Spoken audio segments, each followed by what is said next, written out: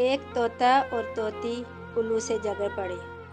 ایک طوطا اور طوطی کا گزر ایک ویرانے سے ہوا۔ ویرانی دیکھ کر طوطی نے طوطے سے پوچھا، یہ کس قدر ویران گاؤں ہے؟ تو طوطا بولا، لگتا ہے یہاں سے کسی الو کا گزر ہوا ہے۔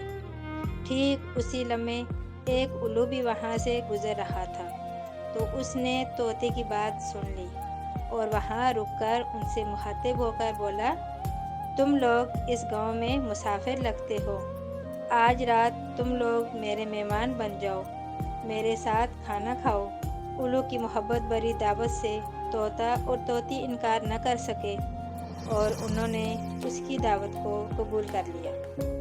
کھانا کھا کر جب انہوں نے رخصت ہونے کی اجازت چاہی تو الو نے طوطی کا ہاتھ پکڑ لیا اور بولا، تم کہاں چل دی؟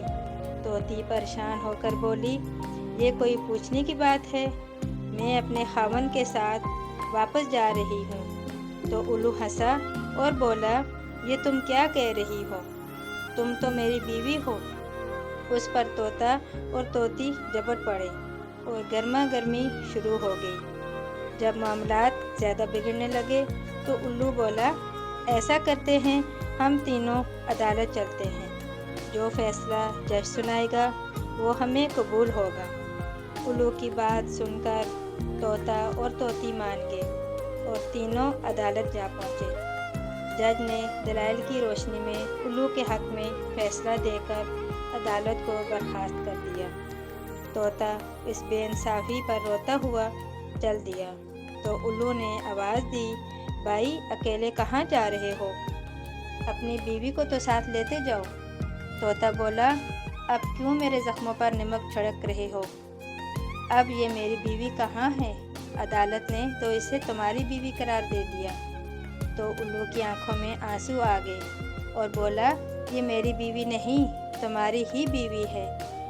میں بس تمہیں صرف یہ بتانا چاہتا تھا کہ بستیاں الو ویران نہیں کرتے، بلکہ یہ ناانصافی سے ویران ہوتی ہیں۔